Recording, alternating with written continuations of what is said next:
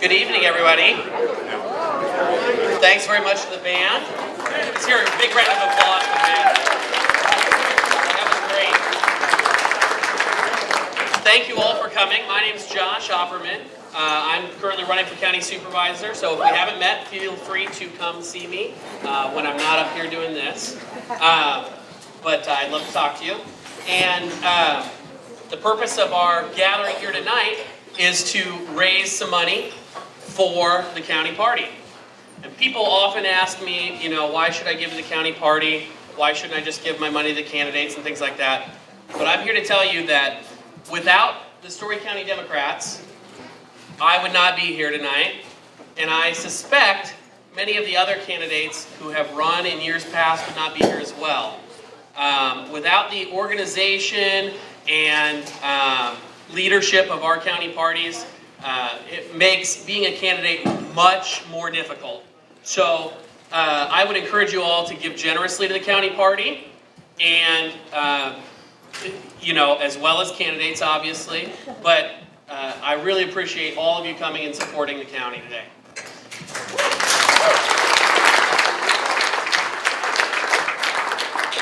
With that said, a good friend of mine once told me that a good speech has a good opener, a good strong opener, a good strong closer, and as little space in between those two as possible. And since we're a little bit behind schedule at this point, we'll move on to the next piece of our program. But it is a great pleasure of mine to be able to introduce a number of candidates tonight for the 4th District Congressional seat. As you all, I'm sure, know and agree, it's very important that we beat Steve King this year.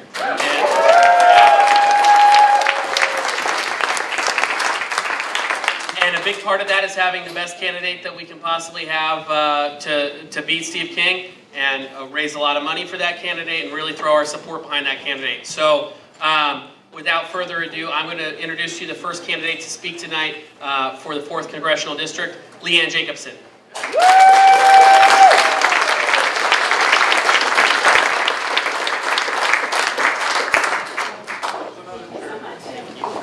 Hi, everybody. It is so good to be with all of you this evening. Thank you so much for the opportunity. My name is Leanne Jacobson. I am running to defeat Steve King. And you've probably heard so much about and from all of us running. And I think it's pretty obvious that there are a lot of things that we as Democrats agree on. When I say we, I mean the candidates who are running. And any of us would carry those democratic values through, to the election, the general election. But when it comes to the person who you want to go up against Steve King, I think there are other things that we need to consider. We must have a candidate who has experience bringing people together around shared goals and values.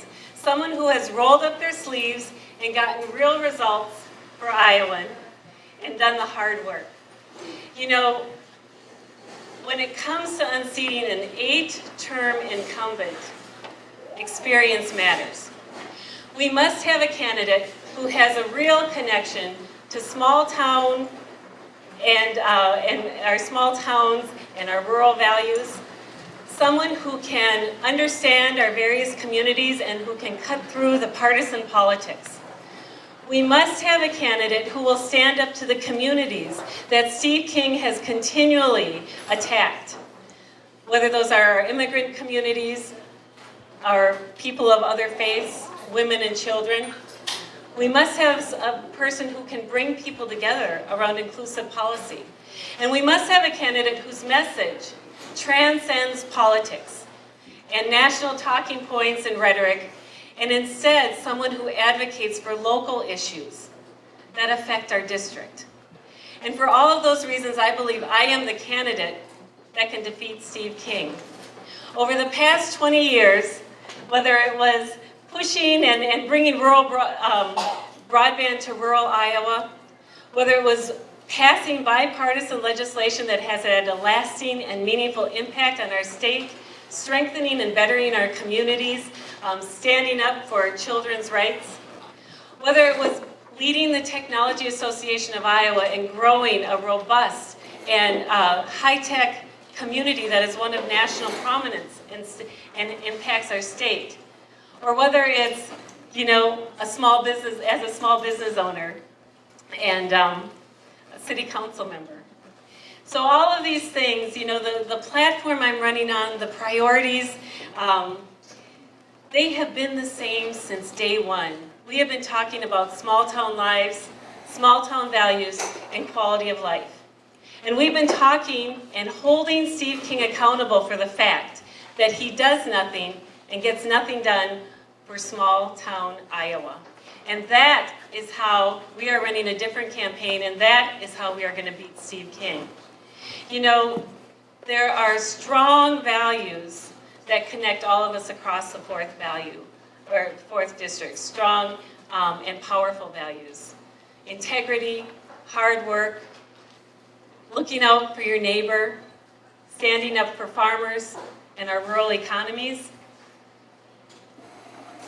There are also values that, particularly in this day and age, we need in a leader more than ever.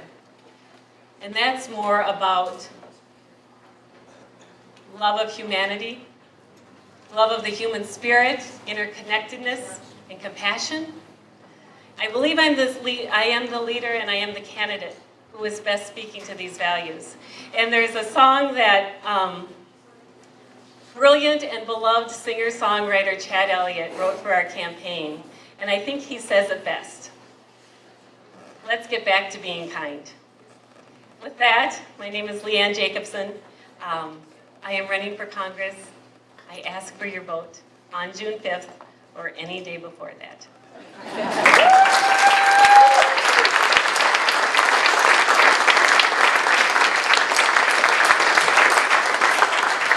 Thanks very much, Leanne.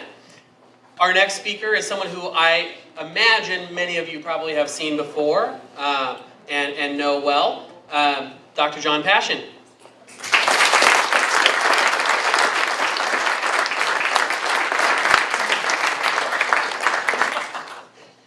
Hello, my name's John Paschen. I'm a pediatrician here from Ames. A lot of you know me.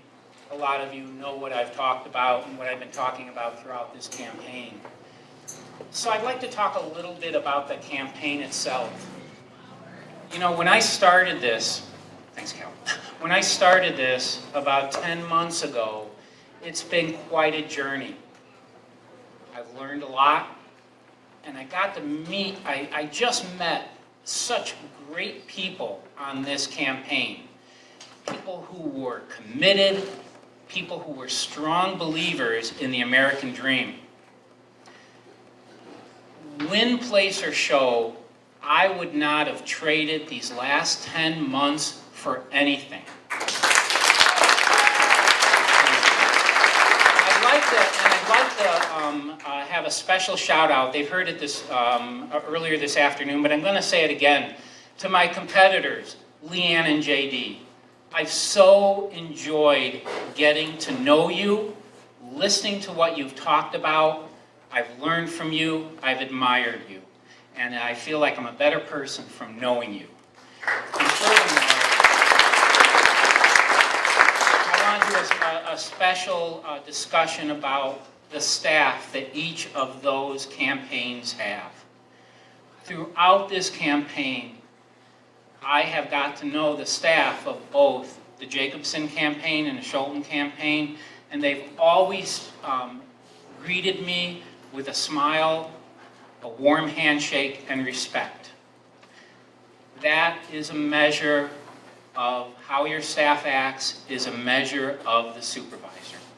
So you can take credit for that. I talk about a lot of different things when I'm on the campaign trail. Talk about universal health care reform. I talk about mental health issues, immigration reform. But today, I'm in front of you wearing orange. Today is a National Wearing Orange weekend for Moms Demand Action and Gun Violence Sense. And I wear this orange for the 36,000 Americans who died in 2017 from gunshot wounds. I wear this orange for the 4,000 children and teenagers who were shot by guns and some were killed in 2017. I wear this orange for the Parkland victims and their survivors. I wear it for the concert goers in Las Vegas, and I wear it for the children at Sandy Hook.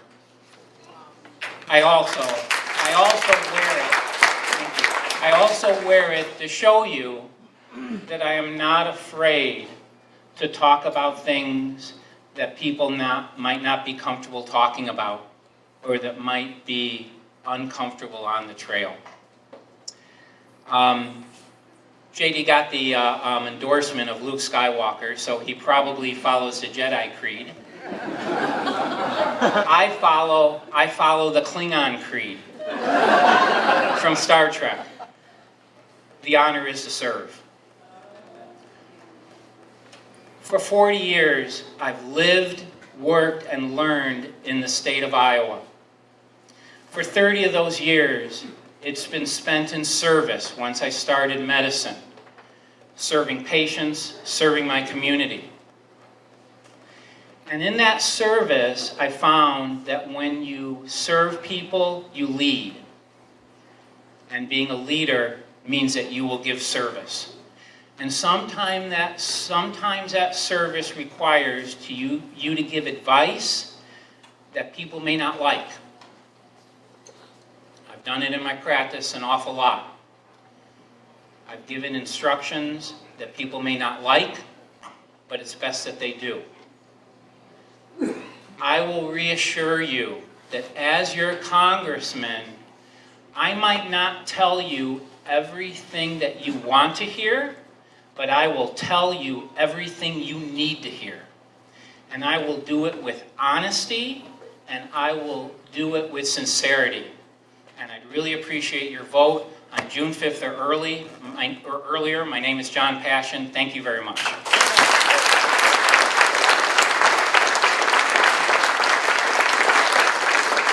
Thank you very much.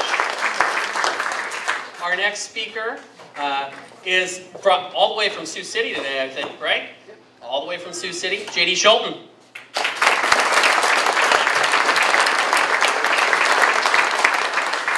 All right, today's been a long day. I started in Sioux City, went to Fort Dodge for the parade, went to Boone, and now I'm here. So I might have to pull out a note here to remind myself of a couple things I need to hit on. When I launched my campaign, I modeled it after two of my political heroes, Berkeley Bedell and Senator Harkin. And what I saw in them and what I learned from them is the same thing that I saw in Virginia and in Alabama and in Pennsylvania 18. And it's this, that if you get out to the people, prove that you're trustworthy, and prove that you're going to fight for the people in your district, you're going to win and earn votes, regardless of their voter history. And that's why, from the very beginning, I put 35,000 miles on my car. And when I would come in and out of town, nobody noticed me in my Nissan Altima. So I upgraded. So I got a used Winnebago, threw my logo on the side, named it Sioux City Sioux, and we've been nonstop this last month, going to nearly all 39 counties. And now I get noticed. Not only are we making noise in this district, but we're making noise nationally. Just this morning, there was an article in Mother Jones magazine. And in the article, there's one of my favorite stories in this whole entire campaign. I was in Esterville, and there was a small group that we were talking to, and about 15 minutes before we ended things, this guy comes in, and he really challenged me. He's like, how are you going to beat King? What's your stance on agriculture? What's your thoughts on the Farm Bill? And I was going toe-to-toe with him. And afterwards, one of the people that were there the entire time contacted my staff and said, hey, we're really sorry for this guy. He's a county bully, and he's a King supporter. And so my staffer comes to me and says, hey, we're really sorry about that happened. I'm like, oh, that guy? The county bully? He wrote me a check.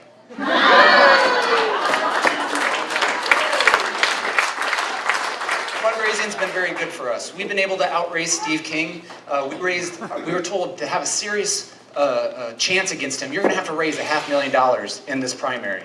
And 2 weeks ago, we hit that mark. And we did so with 6,100 individual contributions, or individual contributors. We're this movement that's just continually to grow and grow and grow. And we've taken this from a non-risk to a level 4 risk, according to the Cook Political Report. And my campaign single-handedly moved the dial, and I'm proud of that. So, I forgot my next point. Yeah.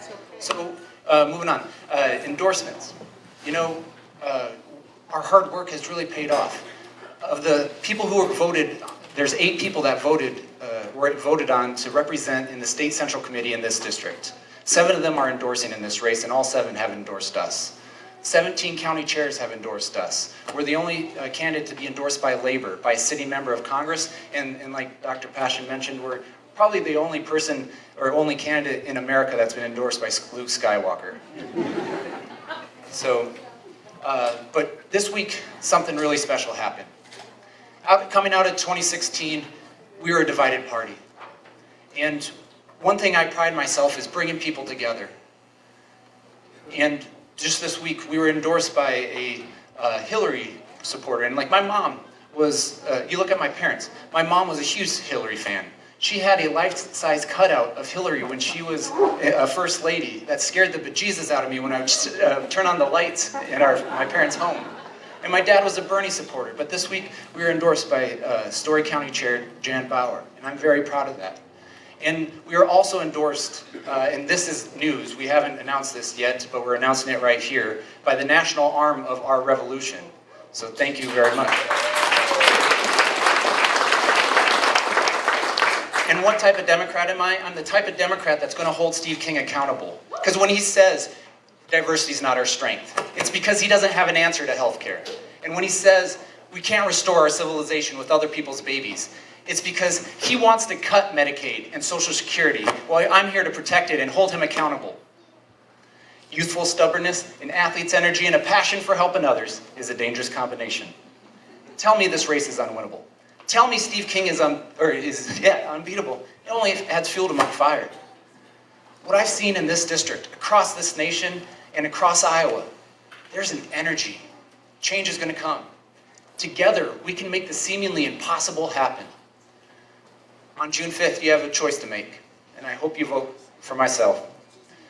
We have 2 other, like Dr. Paschen mentioned, I've grown, I've appreciated what both Leanne and him have done this entire cycle. It's been phenomenal, and it's weird that it's coming to a close on Tuesday. But I'll just say this, that together, we can make a 4th district in Iowa and in America that stands tall for all. Thank you very much.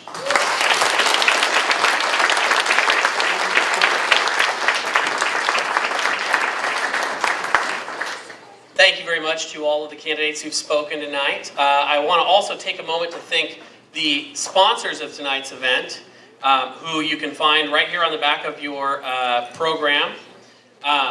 There are a lot of them, so I'm not going to read every single one of them, but you should definitely pick up on these programs, definitely take a look and see who's sponsored, and these are the people who really are very committed to making Story County Democrats a strong organization.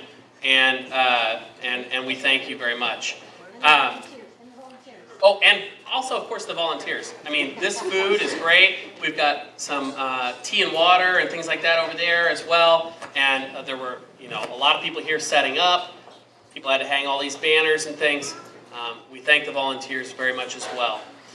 The next person I'd like to introduce to just talk to you a little bit about an important issue is a good friend of mine, Linda Murken, who's also running for county supervisor.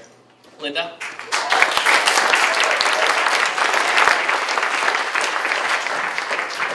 Thank you, Josh. And Jan, thank you for giving me some time here on the program to talk about a really important issue. As Josh said, Linda Murken, running for Story County Supervisor. You may have seen these buttons. There's some of them back there. There's a lot of them in a bucket, and they say, "I vote down ballot."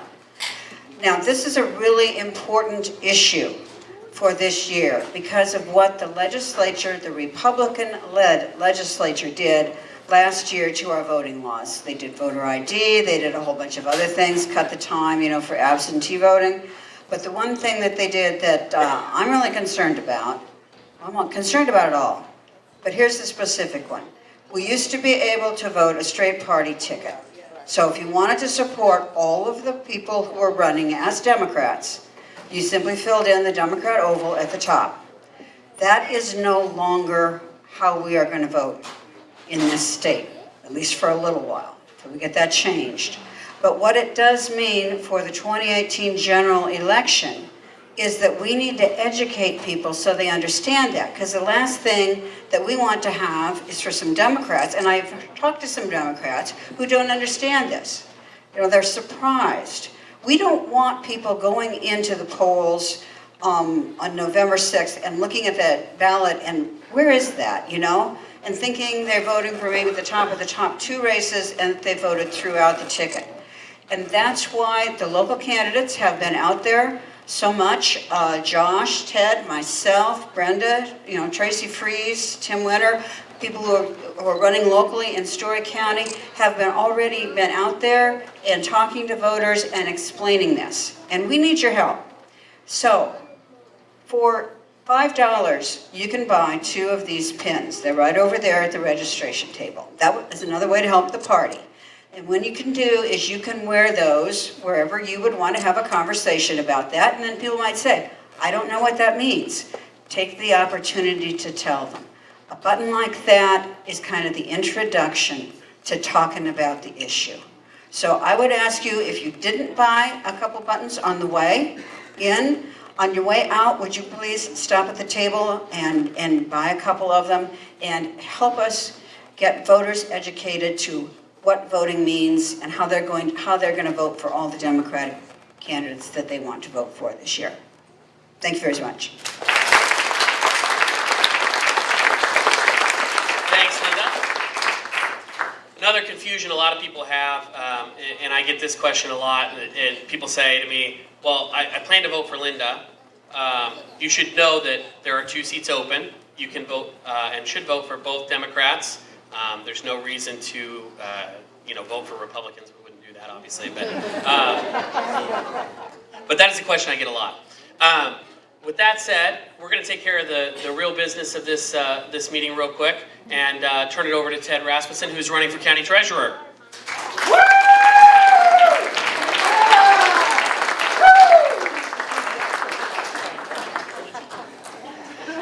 I always wanted to be on The Price is Right. This is probably as close as I'll get, so I wanted to really pump it up.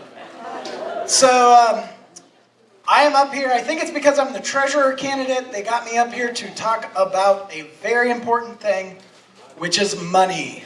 We are going to do the Pass the Hat, and at every Story County Democrat event, we have to do this because money is so important to our campaigns. And at times, those of you who have been to lots of Story County events over the years know sometimes we get jokes, sometimes we get stories, sometimes we get trivia questions. This year, because it is such a serious thing, I'm going to forego those, and I'm going to tell you a little bit about what the money you donate does for us candidates. As somebody who just supported the Story County Democrats for years, I had no idea just what this money does and how much it is needed. But we're going to start with this t-shirt that I'm wearing. It's a lovely American-made, union-made t-shirt.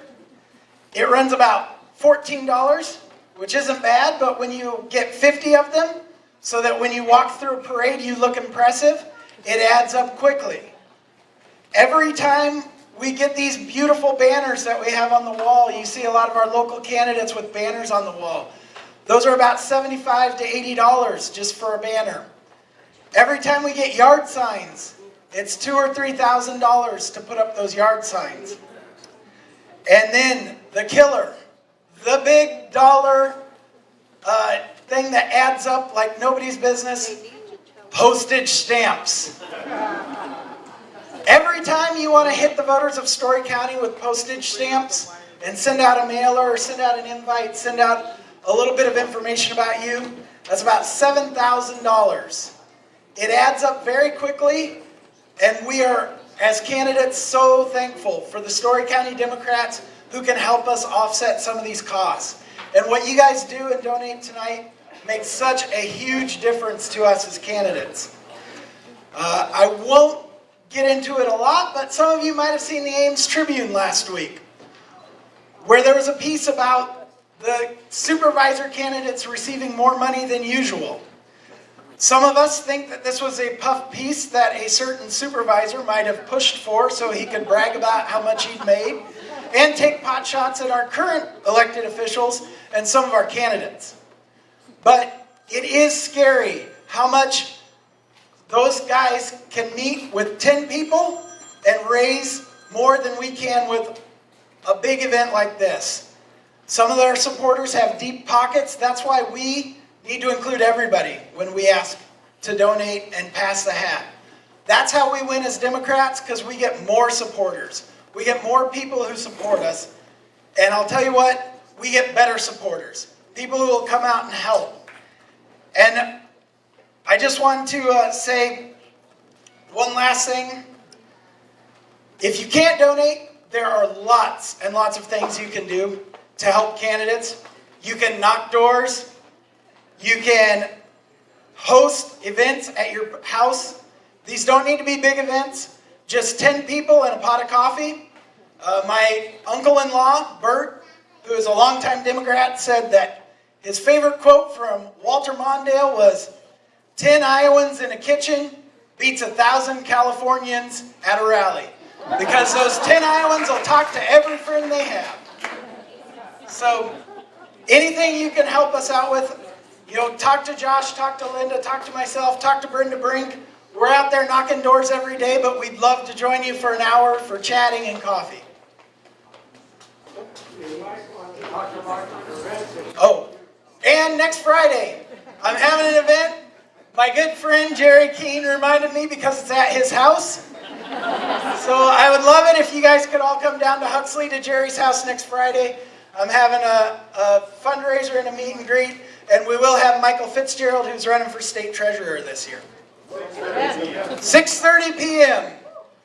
So, last chance. Anybody who wants to donate, or if you want to host a coffee meet and greet, throw your arm up and I will come to you. Thank you, Josh, and thanks everybody for coming. Thank you, Ted. Ted brings up a good point that unlike the Republican Party that can have a $1,000 a plate at dinner, this is the party of the people. And it is important that all of those people who are able chip in so that we can really do the work of the people as well. Our next speaker is someone who is well known for doing the work of the people. And I'm sure you've heard of her. I have heard from many people here tonight that they decided to come out specifically to see her. Our next speaker is Nina Turner, the leader of our revolution.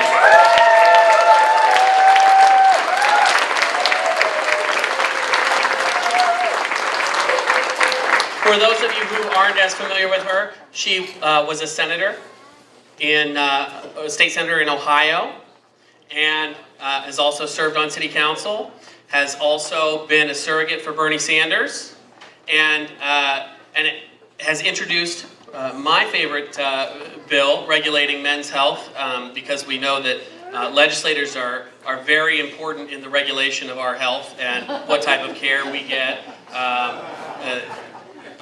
I think that was really a great thing that she did, and calling attention to those issues and the hypocrisy of many legislators. So, without further ado, let's give a really big round of applause for our keynote speaker tonight, Nina Turner.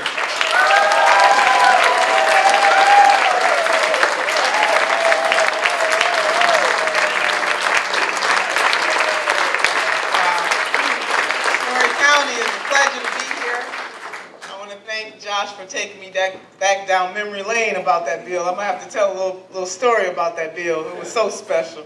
But before that, I just want to give a shout out to Madam Chairwoman Jan. It is such a pleasure to serve on the Unity Reform Commission with her. she makes everybody feel welcome, no matter what side we may have been on in the 2016 election. She is the kind of leader that we need. She builds bridges and not walls. So thank you, Jan. Love you so much.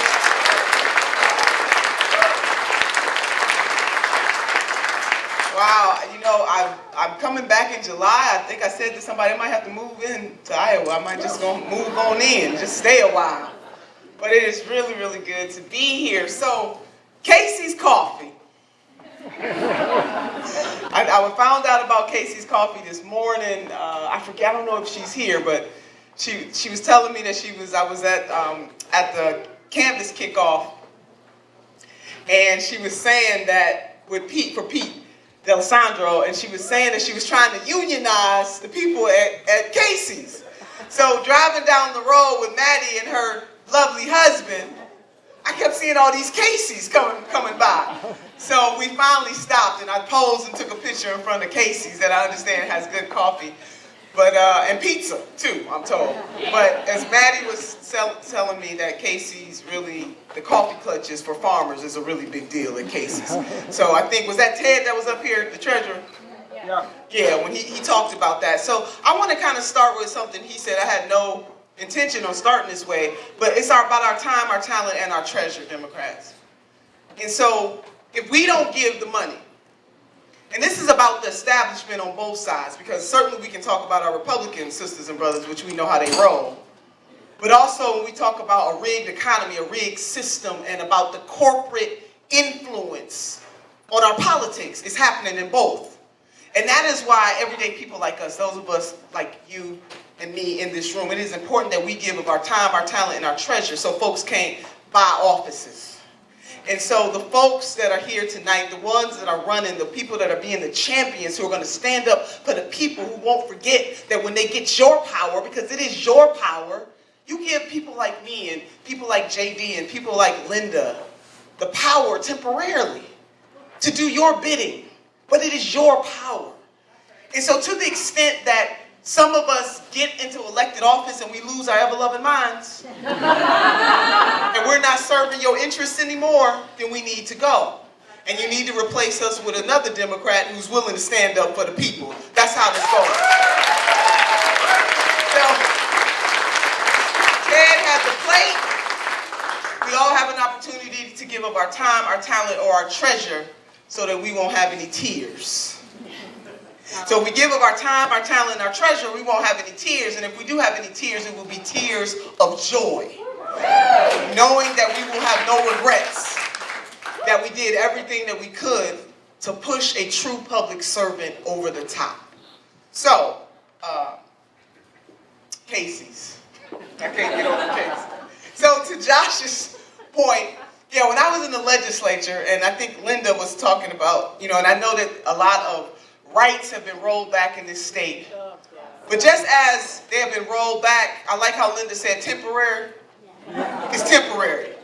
Because we're going to get some folks back in office, and that is why I'm really proud, Madam Chair, that Story County is really focusing in on local elections. Because the government that is closest to the people really is the most important. It might not be the ones, the council people, the mayors, the county folks, they might not be the ones on national TV all the time, but they are the ones that make it happen every single day for the people. And it is one city council race. It is one county commissioner race. It is one treasurer's race, one at a time. We don't create a progressive America or an America that stands up for the greatest number of people just by who serves in the White House or who's in the Congress. All of those offices are vitally important, but it matters who's in the state legislature. It matters who's in the governor's mansion. It matters who's the mayor. It matters who's on the school board. And so we can't jump over those offices only to focus in on who's running for Congress and who's running for the presidency of the United States of America. And that change happens by the people, people like us. One of my favorite sheroes, and I got a few, and I'm going to talk about a couple of them, but Mother Jones comes to mind. Because I like to, I'm a Mother Jones kind of girl.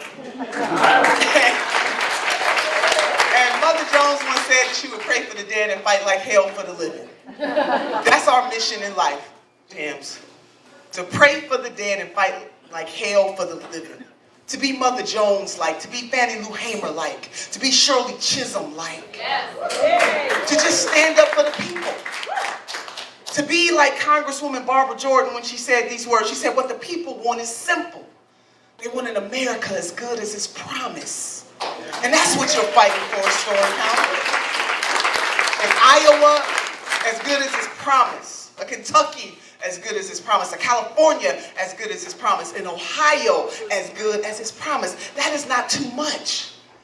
And so the best way for us to do that is to be active and to be engaged, because democracy is not a spectator sport. We got to be in it to win it. We can't sit on the sidelines. We got to be in it.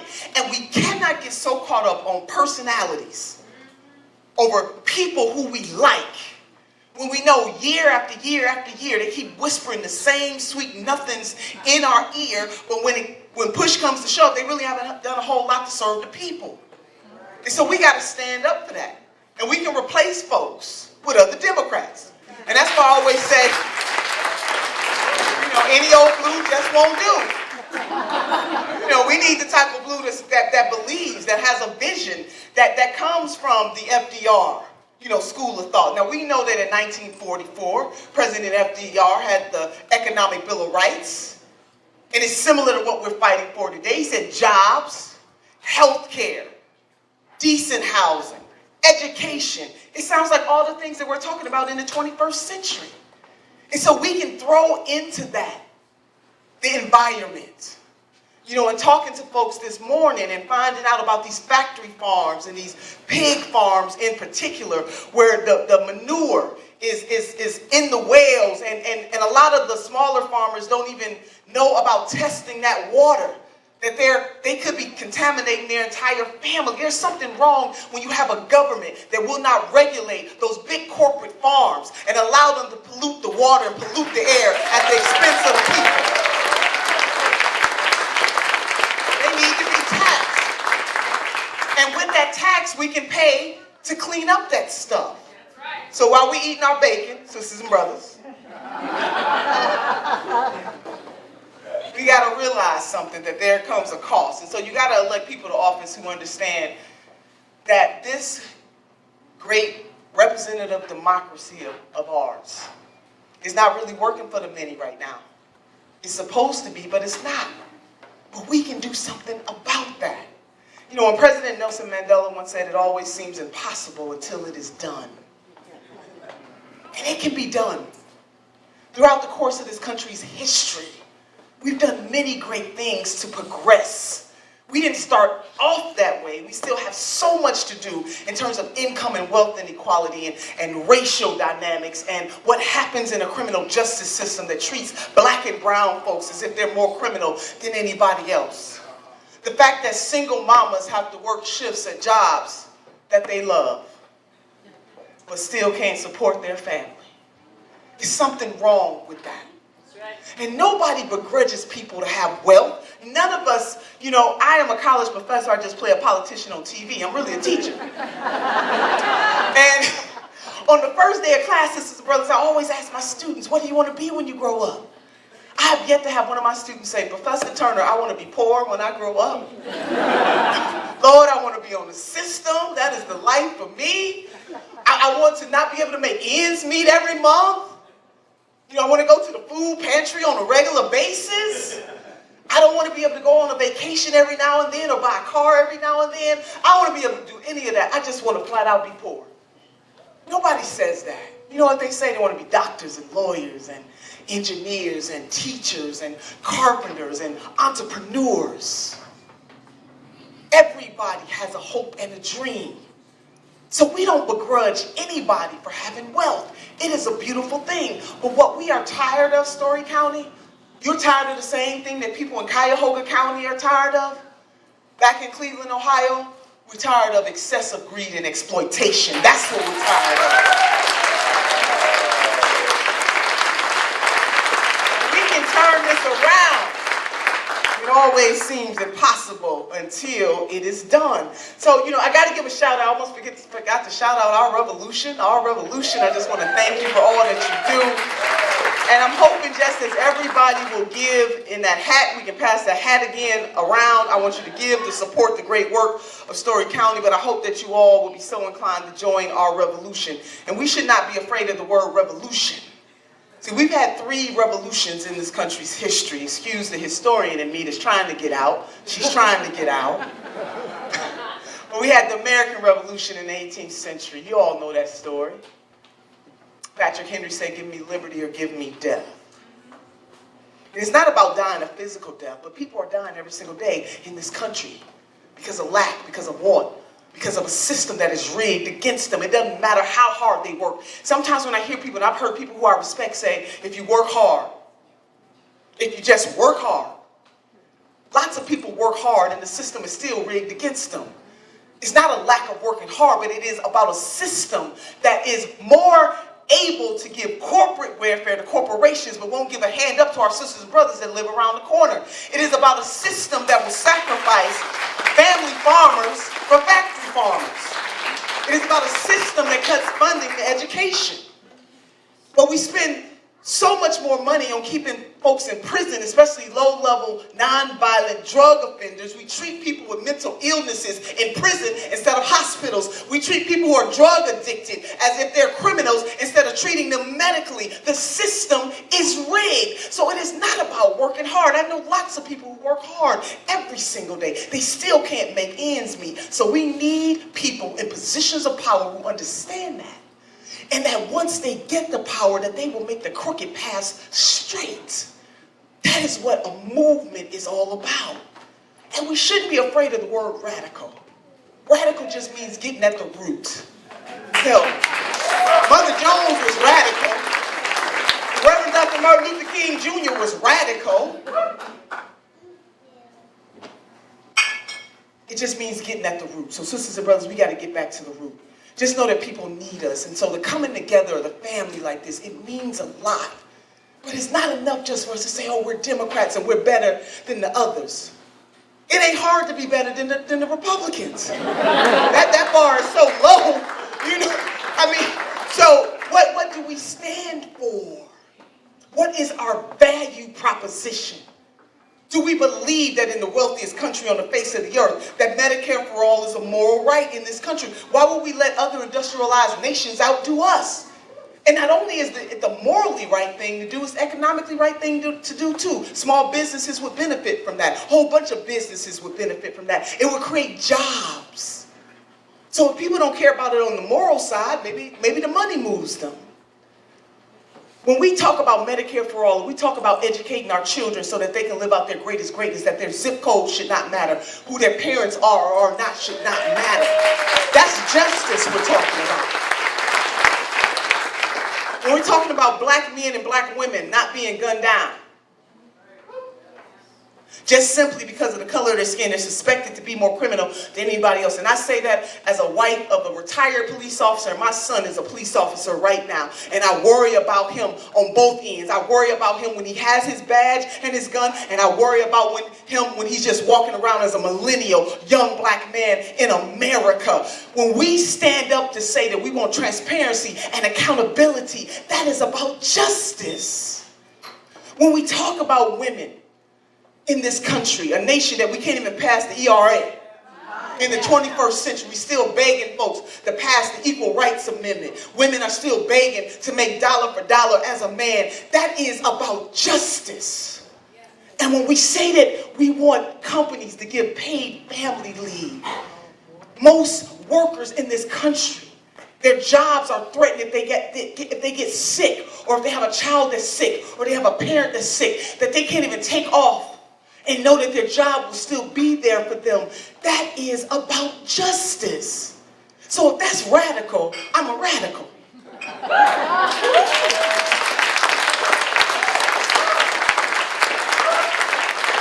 I trust stories, no pun intended, that the story is going to be told. That Story County is ready to make it happen in so many ways. And you don't have to run for office to make a difference, but please support those people that do run, that you believe in, and then once they get in, please hold them accountable. We can't be so in love with somebody that we don't hold them accountable. See, as a teacher, going back to that, my students, they have to have a midterm grade, middle of the semester. They know where they stand. so that they will have to the end of the semester to make it right. If they really want an A, they'll have the opportunity to earn that A if they got a C or D or an F. If they want to keep that A, they'll know what to do. We should do the same thing with folks that we elect. I love you, boo, but listen. There's some things we got to have in order for us to support you again. And don't let anybody make you feel like you owe them your vote. It's called running for an election, which means that those of us who are on the ballot, we must earn your vote each and every time. You don't owe your vote to anybody. Anybody. So, wow, I'm feeling good now. I'm getting warmed up. No, I'm going to end this thing. I'm a hell-raising humanitarian. That's what I do. That's my party affiliation. Hell-raising humanitarian.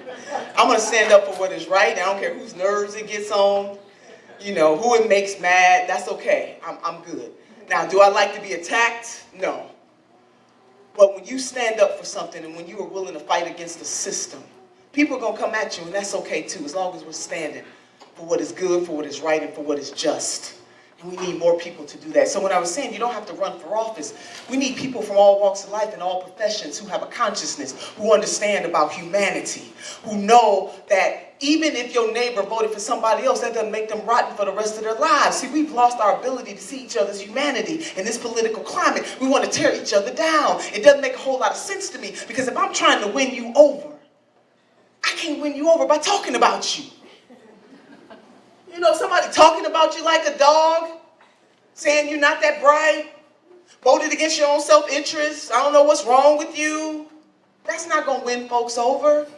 My grandmother used to say you can win more people over with honey than you can with the other stuff. I know we got babies in here, so I'm going to keep it PG, but it begins with an S. That's what my grandmother used to say, and it's true. Or in the words of world-renowned leadership expert Stephen Covey, he put it this way. He says, seek first to understand, and then to be understood. Everybody wants to be understood. So for us on the Democratic side, it might have been who supported Sanders versus who supported Clinton. On the Republican side, it might be, oh my God, did my neighbor really vote for Mr. Trump? Yeah, your neighbor really did. They did. But that doesn't mean that you tear them down. It is seek first to understand and then to be understood. And how do we win people over? And I used to be one of those people to say, oh my God, I can't believe people voting against their own self-interest. I don't get it. I don't understand it. People really are voting in their own self-interest. They believe that they're voting in their own self-interest. So what can we do to win people over? The majority of registered voters in this country do not identify as Democrat or Republican. They identify as independent voters. So we have to win those voters over. And Democrats, how do we win them over? With our values. It doesn't mean a whole lot to have the most progressive platform in the history of the Democratic Party if the people who are running for those seats don't believe in that platform. We got to take that platform from words on a piece of paper to reality. What do we value? And I'm telling you, Story County, if Democrats start doing that all over this country, you're going to see a sea change. So not only will we motivate our sisters and brothers who already identify as Democrats to come out, we will win over the independent voters. And God knows we will win over the millennials. Because the millennial generation, the largest generation right now, at this point in history in America, the most diverse generation right now, at this point in America's history, they don't subscribe to political parties as much as 2 or 3 generations ago. So how do we win them over? With the value proposition. That is the generation that the Great Recession hit. That is the generation that came out of college for the most part and couldn't find a job. So they don't care about whether you're a Democrat or Republican. They want to know what you're going to stand for. They want to know if you're going to help them with this $1 trillion worth of debt for them going to college and do the right thing. They want to know if they're going to be able to have disposable income. And what their parents want to know is that whether they'll be able to look into their children's eyes and say that you are going to have a better future than I did. That is not about party. That is about value. And Democrats, if we are not the ones that's going to stand up for that, who will? It has to be us. Because guess what? Our mission is so high, we can't get over it. And our mission is so low, we can't get under it. And our mission is so wide, we can't get around it. Sisters and brothers, I've been to about 38 states in the last 9 months. And I've met people from all walks of life. I've been to Red, Lubbock, Texas with Jim Hightower and Senator Bernie Sanders. Working it out. You know, they thought we were crazy going into Lubbock, Texas. Let me tell you something, we filled the auditorium. Because listen, there are progressives and Democrats everywhere. And what they want to know, somebody loves them too. We coming for you. You know, I believe we coming for you, baby. We coming. People just want to know that we care, and that's why you're fighting. You're fighting right here in Story County right now. You're fighting in Iowa right now because you do believe that you are able to make the impossible possible. But can we do it with a little love, a little humanity? Even if we disagree with folks, we ain't got to talk about their mama, their dog, their husband, their wives, their kids. And unfortunately, in this political environment, it's not just enough for people to win. They got to destroy the person they're running against. There used to be a time that you just wanted to win. I believe that we should do everything to win and not anything to win. There is a big difference. So, meanwhile, back at the revolution, right? I was going to tell you about the 3 revolutions in our country's history. So, American Revolution, give me liberty or give me death. People don't necessarily have to die a physical death. Right? We have the United States of America because those revolutionaries were willing to put something on the line, and they did. America wasn't perfect. It still is not. Don't get me talking about my ancestors and the Native Americans. That's a lecture for another day. But you know where I'm going with that. Not perfect. Every day we're working to form a more perfect union. The second revolution, 19th century, the Civil War. Bloody. Over whether or not we're going to be a country that still dealt in black bodies, treating black folks like property, or were we really going to be the land, the home of the brave, the land of the free? Which is it? We can't have both. Revolution. The third revolution was the Civil Rights Movement in the 20th century. Rounding it out. So now here we are in the 21st century, baby, the People's Revolution.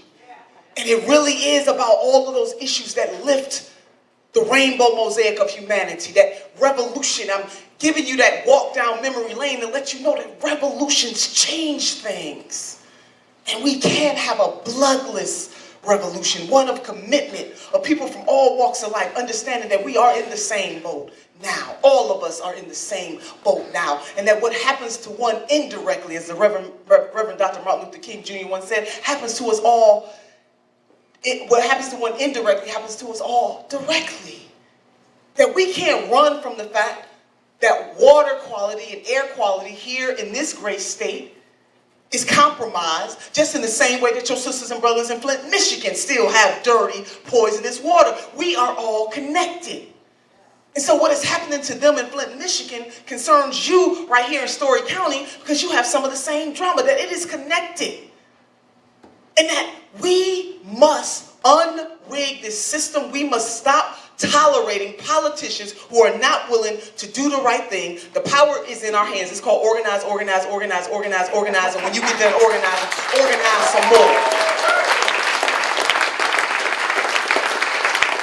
It's called people power.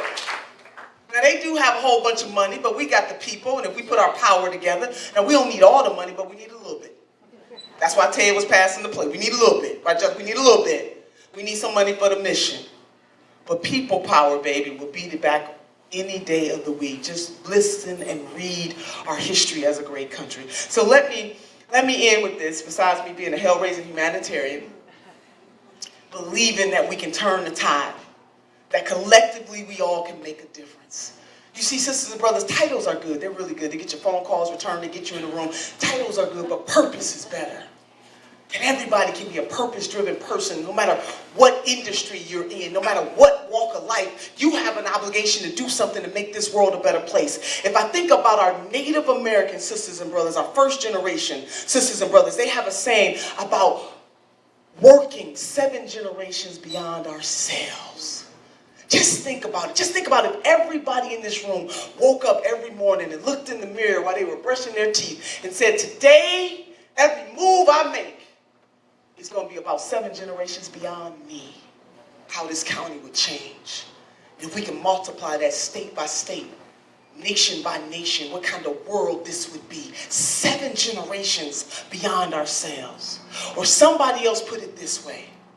They said, we must be willing to plant trees whose shade we may never enjoy.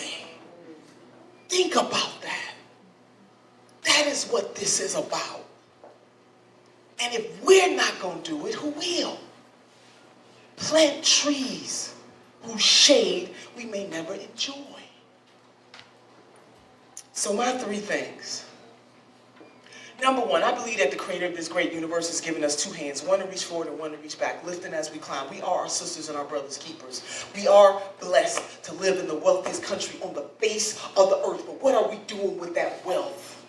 Are we investing our tax dollars? See, government is designed for us to do collectively what we cannot do as individuals. And we get folks running for office who don't believe in government. We don't need them. Get the hell out of there and let's elect some folks who believe in government.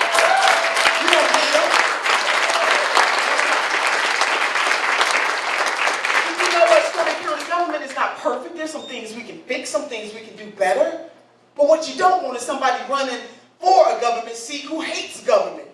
That's just like electing the CEO of a car industry and they don't like cars. You know what I'm saying? That don't make sense to me.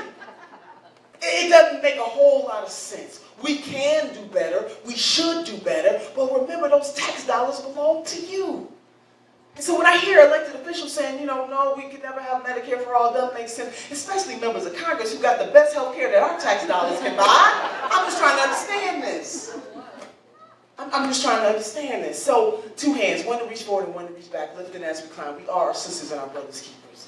Number 2, and most importantly, we can't ask other folks to do more for us than we're willing to do for ourselves. That means we got to use our time, our talent, and our treasure. We have to make a difference. We can't wait for the person to the left or to the right. Look in the mirror and ask yourself, what are you doing for causes that are greater than you? What are people going to say on that great day about how you worked, how you changed, how you used your position and where you are to make a difference? Fannie Lou Hamer was a sharecropper from Mississippi. She didn't have anything of material means. But when she found out about the organizing going on in Mississippi, she put it on the line. Her and her husband, their family, they couldn't even go back to that sharecroppers. They didn't own anything. They got kicked off of that place. She was thrown in jail and beaten because the sheriff told other prisoners that were there to beat her and the other people that they had thrown in. She had absolutely nothing of material wealth, but what she had is heart, she had purpose, she had passion, and she decided that she was going to use her life's work to make this place better, and she did. She left her mark. We got all kinds of Fannie Lou Hamers in this room. We got Mother Jones in this room. We got Eugene Debs in this room. We have FDRs in this room. You name the person. But they were everyday people putting a little extra on the ordinary so that they can do extraordinary things.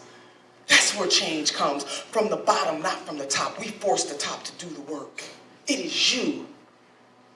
And it is you. And it is you. And it is you. And you. We make the difference. Now, lastly, in the words of my grandmother was held in the South. She couldn't read or write. She only had a 3rd grade education. She couldn't read or write, but to my sisters in the room, she could count her money. And she kept her money in the Southern Ladies Bank and Trust with a handkerchief. The bank account is located right here. I was a little girl growing up. I just didn't understand why my grandma was always pulling that handkerchief out the Southern Ladies Bank and Trust with the money. And grandma was a pistol packing mama too, but that's a whole nother story. She had money on one hand and the pistol on the other. But when I asked my grandmother, what does it take to be successful in life, she said, my dear granddaughter, all you need are the 3 bones. The wishbone, the jawbone, and the backbone.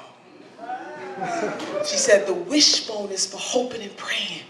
Because hope is the motivator, but the dream is the driver. The reason why we do what we do each and every day is because we hope and believe that tomorrow will be better. She said the jawbone will give you courage to speak truth to power, to lift your voice. You got a voice, lift it, use it. She said, but the most important bone of them all, the supercalifragilisticexpialidocious bone, is the backbone. Because the backbone will keep us standing through all of our trials and our tribulations. And in this life, we're going to go through some stuff, but we can't have a testimony without a test.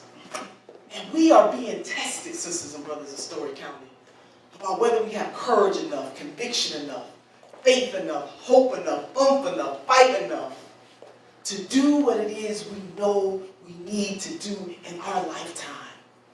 Whether we are going to be the ones to plant trees whose shade we may never enjoy. Whether we are the ones that have enough courage to look 7 generations beyond ourselves to ensure that generations after us have better than what we had. That is our mission, Story County. And the Democrats on the political side of the spectrum and us as just flat out human beings on the other, we're going to have to be the ones to deliver. So God bless you, Story County. We're going to do this. Change is coming, Iowa. And it's going to start in Story County. When the story is told, it happens in Story County. God bless you. Thank you very much, Ms. Turner. Let's hear another round of applause. That was really inspirational.